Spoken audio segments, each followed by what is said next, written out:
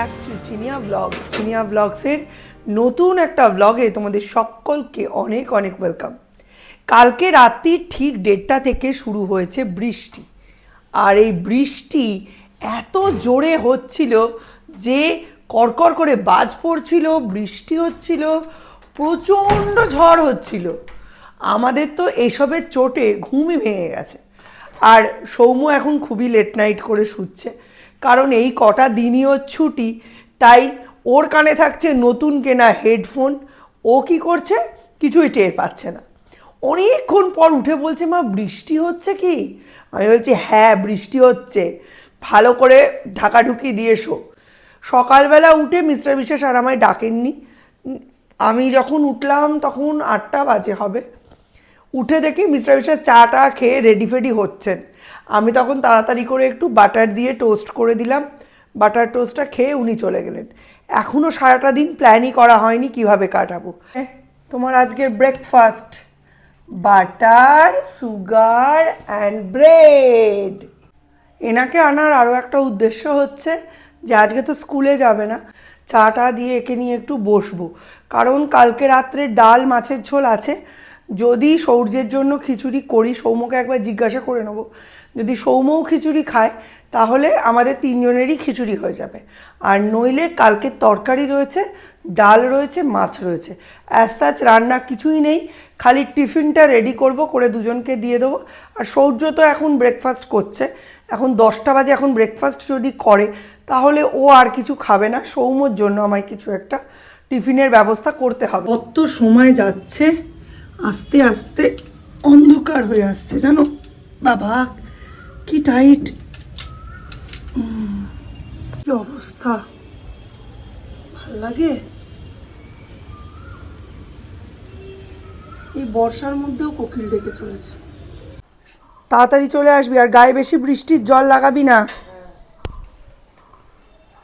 দীপ গেল বাজার করতে, দুই ভাই মিলে সর্বান্তকরণে এই মেনু ঠিক করেছে। আজকে হবে বাসন্তী পোলাও আর চিকেন কষা। লাইন মেনটেন করে লিখেছো? কিন্তু এমটা তো হয়নি, এই যে এমটা হয়নি তো দেখছি, এই যে এমটা। P A P C D E F আ হর্ষই দীর্ঘই হইসু দীর্ঘ। এটা কে রে? এটা কে?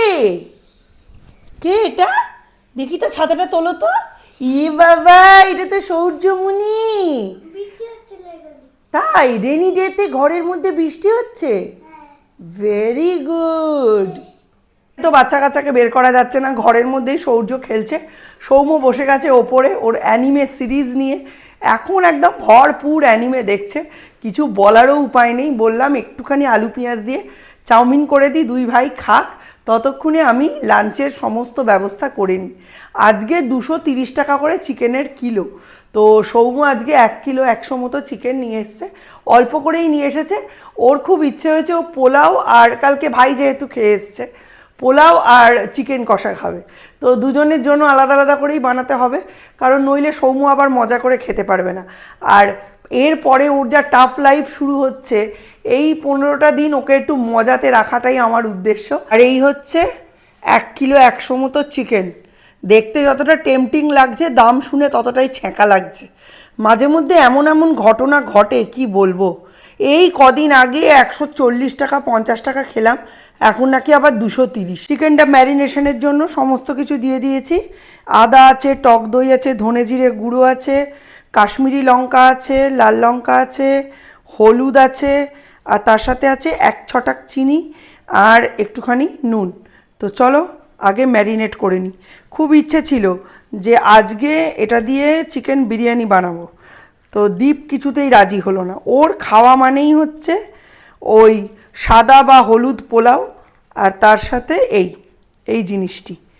কিছুতেই রাজি হলো না, বলছে না না বিরিয়ানি দোকান থেকে কিনে খাবো, বিরিয়ানি এরকম বাড়িতে খাবো না। কি ঝামেলা বলো তো, যদি বানাতে না দেয় তাহলে সেই জিনিসে পারফেকশন আসে?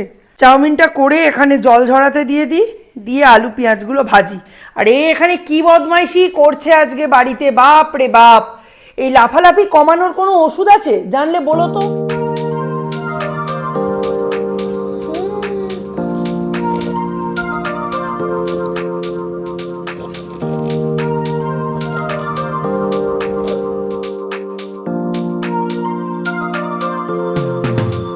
তোমাদের সঙ্গে বাসন্তী পোলাওটা শেয়ার করলাম না, বাইরের অবস্থাটা দেখলে অবাক হয়ে যাবে, এমন বৃষ্টি হচ্ছে। আর সৌর্য পড়ে গেছে বিপাকে। ওপরে ওঠার পর আমি বলেছি বাসন্তী পোলাও আর চিকেনটা রান্না হয়ে গেলে আমি তোকে পড়তে বসাবো। বেচারি নামতেও পাচ্ছে না। আর ওদিকে দাদার বাড়িতে, আমার দাদার বাড়িতে রয়েছে ওর ফোন চার্জে দেওয়া, বেচারি নামতেও পারছে না আর ওপরে ফোন দেখে এন্টারটেনও হতে পারছে না। খুব অবস্থা খারাপ। এখন ওপরের বারান্দার জানলা খুলে দাদাকে বলছে তুমি একটু ছাতা মাথায় দিয়ে আমার ফোনটা দিয়ে যেতে পারবে? কি করছিস তুই? জানলা বন্ধ কর, বৃষ্টির জলে হাত দেবে না। দাদা তুলে দিয়েছে? আচ্ছা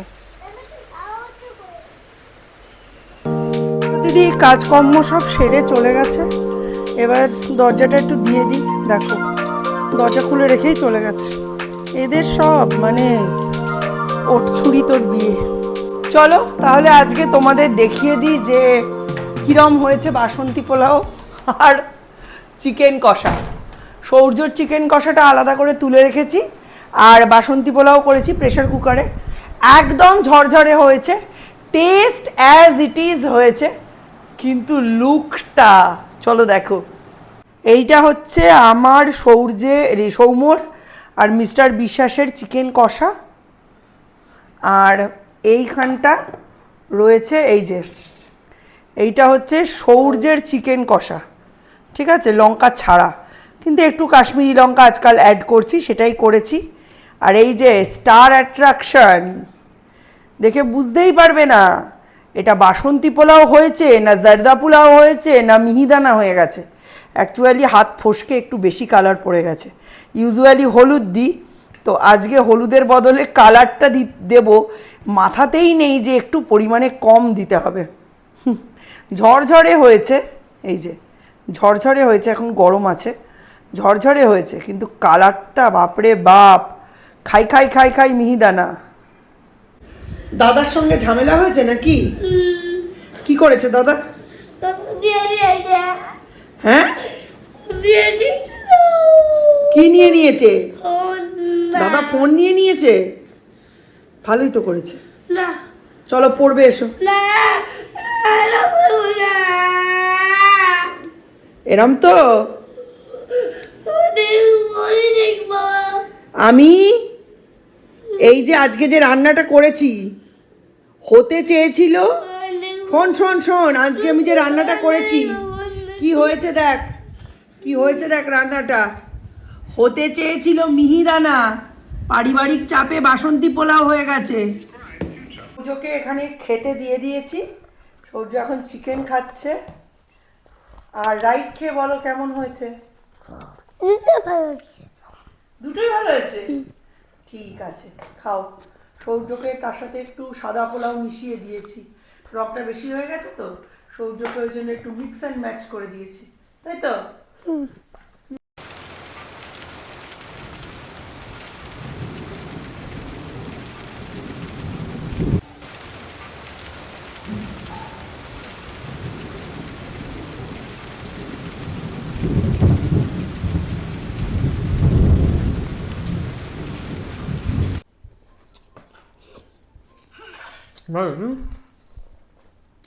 পোলাওটা তুমি ভালোই করো।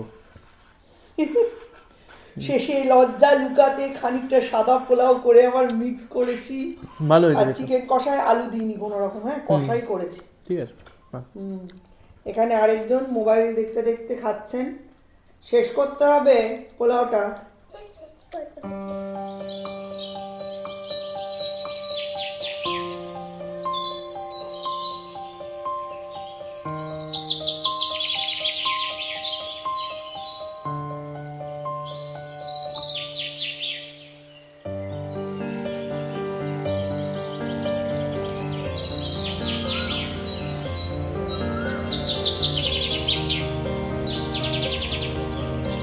করে বৃষ্টি পড়ছে, কখনো একটু জোরে কখনো একটু আস্তে। আমি একটু ছাদে এলাম নতুন কি ফুল টুল ফুটেছে বা ড্রেনের গোড়ায় জল জমেছে কিনা এগুলো দেখতে। ড্রেনের গোড়ায় তো জমেইছে, আবার সেই দড়িটা খুলে গেছে। এই যে এই হচ্ছে অবস্থা, প্রত্যেকবার এই দিকের দড়িটা খুলে যাচ্ছে। চলো ড্রেনের মুখটা পরিষ্কার করে দিয়ে নিচে নামি। ড্রেনের মুখটা যদি বন্ধ হয়ে যায় না খুব অসুবিধা হয়, ছাদে সব জল টল জমে যায়। দেখেছো কি অবস্থা? আর বাগান করলে এইগুলো তো হবেই। ইদানিং কি হচ্ছে, রাত্রির ঠিক 9টা বাজলেই মিস্টার বিশ্বাস আর আমার দুজনের মাথার ওপরই শনি ভর করছে, মানে গ্রহদেবতা ভর করছে। দুজনের আসলেই ঝামেলা লেগে যাচ্ছে। আগে শুভ দৃষ্টি হলেই প্রেম জেগে উঠতো, এখন ওই অশুভ দৃষ্টি হচ্ছে বিনিময়, আর সঙ্গে সঙ্গে ঝগড়া চেপে যাচ্ছে। একটু আগে দীপকে বলেছিলাম নিচে থেকে দেখ কে ঝগড়াটা বাঁধায়। ইদানিং এটা রোজকার রুটিনে পরিণত হয়েছে, ইচ অ্যান্ড এভরি ডে। তোমরা হয়তো দেখতে পাও না, কারণ ব্লগ বেশিরভাগ দিনই দুপুরে হয়ে যায়। মিস্টার বিশ্বাসের বক্তব্য হচ্ছে এই 19 বছরের প্রায় বিবাহিত জীবনে আমি একটি অপদার্থ, বৌমা এবং বউ দুই হিসাবেই একেবারে অপদার্থ। আমার দ্বারা কিছুই হয়নি, যা হওয়ার সবই ওনার কৃতকর্মের ফল। আমার জায়গায় যদি অন্য কেউ থাকতো তাহলে অত্যন্ত ভালোভাবে তার জীবন চলে যেত, আমি এসে তার জীবন নষ্ট করে দিয়েছি। অ্যাকচুয়ালি ঘোষবাড়ির 3টে মেয়ে 3টে ছেলের জীবন ভিন্ন ভিন্ন পরিবারে নষ্ট করেছে। আর আমার বক্তব্য হচ্ছে আমার গ্রহদেবতা যদি সঠিক থাকতো তাহলে আমার এই পরিবারে বিয়েই হতো না, আর আমার জীবনটাও এইভাবে ধ্বংস হতো না। তো এই রকম রাশিচক্রের কুপ্রভাবে, রাশি গ্রহ এদের ষড়যন্ত্রের প্রভাবে আজকে আমাদের এই দুর্দশা। শনির যে দশা চলছে সে আমরা হাড়ে হাড়ে বুঝতে পারছি। তাই সৌম্যকে ডেকেছিলাম নিচে, যে তুই নিচে থাক, নিচে থেকে দেখ কে ঝগড়াটা বাঁধায়। তো আজকে কি ব্যাপার বুঝতে পারছি না, 9টা 10 বাজে এখনও এসে পৌঁছোয়নি। প্রতিদিন রাতে ঝগড়া হচ্ছে, প্রতিদিন, ইচ অ্যান্ড এভরি ডে। হ্যাঁ, আমি তো বলি মানে গাড়িতে যতক্ষণ থাকে, মানে রাত্রি 9টা থেকে সকাল 9টা অবধি, তার মধ্যে ম্যাক্সিমাম টাইম ঘুমোয়, আর বাকি যেটুকু সময় থাকে সেইটুকু সময় মানে সারা বাড়ির খুঁত ধরে ধরে ঝগড়া করে আমার সঙ্গে। ঠিক আছে, এই পুরুষ মানুষ যদি মেয়ে মানুষে পর্যবসিত হয়, এর থেকে বড় দুর্ঘটনা আর এর থেকে বড় দুর্ভাগ্য আর কোনো কিছু হয় না, এটা আমার মনে হয়। তত দীর্ঘ জীবন যাবে, তত দীর্ঘ দাম্পত্য হবে, তত দাম্পত্য পুরনো হবে, তত ওপরে ধুলো নিচে শ্যাওলা জমে দাম্পত্য সগি হয়ে যাবে। প্রেম যখনই দাম্পত্যে পরিণত হয়, প্রেমের অবস্থা এইরকমই হয়। অত সহজ নয় হাতের ওপর হাত ধরে সেটাকে বয়ে নিয়ে যাওয়া। আলটিমেটলি সবাই সবসময় স্পা করা চুলে, টিংটিংয়ে শরীরে শিফন শাড়ি জ্বলিয়ে এরম এরম হাওয়ায় দুলাতে দুলাতে আসবে না। সেই বউটি হ্যাঁচও করবে, নাকও ডাকবে, গ্যাসও ছাড়বে, এবং তার সুগার, প্রেশার, কোলেস্টেরলের ওষুধ ধরবে। তাকে মনে করিয়ে দিতে হবে বাচ্চারা বড় হয়ে যাবে, তাদের যে খারাপ খারাপ কাজগুলো করবে তার দায়ভার এর মাথার ওপর নিতে হবে। আলটিমেটলি এইসব করেই দাম্পত্যটা চালাতে হয়। তাই ওই শোকেসে তো রাখবে না, সুতরাং সেটা দেখে কাউকে ঘরে এনো না, এটাই হচ্ছে বলার। তো চলো আজকের মতো ব্লগটা এখানেই এন্ড করছি। একটু পরেই কুরুক্ষেত্র যুদ্ধ শুরু হবে, তো কুরুক্ষেত্র যুদ্ধে কি হলো সেটা পরের দিনের ব্লগে জানতে পারবে। তো ব্লগগুলো ফুল ওয়াচ করো। দেখা হবে নতুন একটা ব্লগে, ততক্ষণের জন্য tata, bye bye, good night. সরস্বতীদির মাজা বাসন টাসনগুলো এখনও অবধি তোলা হয়নি, এইবার এগুলো তোলা হবে। আর স্কুল শেষ হয়ে যাওয়ার পর থেকেই ইনি নখ কাটেননি, আজকে বসেছেন এখন নখ টোক কাটতে। যাই হোক, কেটে ফেটে নিক। আর এইগুলো তোলার পরে আমি ওই আমার রেজিস্টার্ড শত্রুর জন্য একটা ভালো ডেজার্ট বানাবো, তো সেটা আর আজকে শেয়ার করবো না, নেক্সট ব্লগে শেয়ার করবো। হাসিস না, রেজিস্টার্ড শত্রুই তো। না কি বানাচ্ছ কি ওটা? চা খোগে আমার কি কি খেতে পাবো? সিমাই, একটা সুগার ফ্রি গুঁড়ো এনে দিবি। কি সুগার ফ্রি? সুগার ফ্রি গুঁড়ো পাওয়া যায়, পাউডার। দেখছি দিলীপ সাহার বার দোকানে পাবি, আর নয়তো বাবাকে বল অ্যাপেলো থেকে নিয়ে ঢুকতে। যতই রোজ রোজ ঝগড়া করি আর যতই তোমার ওপরে অভিযোগ থাকুক, অনুযোগ থাকুক, রাগ থাকুক বা অভিমানী হোক, দিনের শেষে এটাই সত্যি যে আমরা দুজনে হাতে হাত রেখে বিবাহিত জীবনের 19টা বছর আর প্রেমিক প্রেমিকা জীবনের প্রায় 23টা বছর পার করে এলাম। সুতরাং দিনের শেষে আমরা দুজনে সেই পুরনো সোমনাথ জিনিয়া আর সেই নতুন মা বাবা, যাদের দুইখানা সন্তান, সৌম্য আর সৌর্য। হাতে হাত ধরে বাঁচবো, পাশে থাকবো।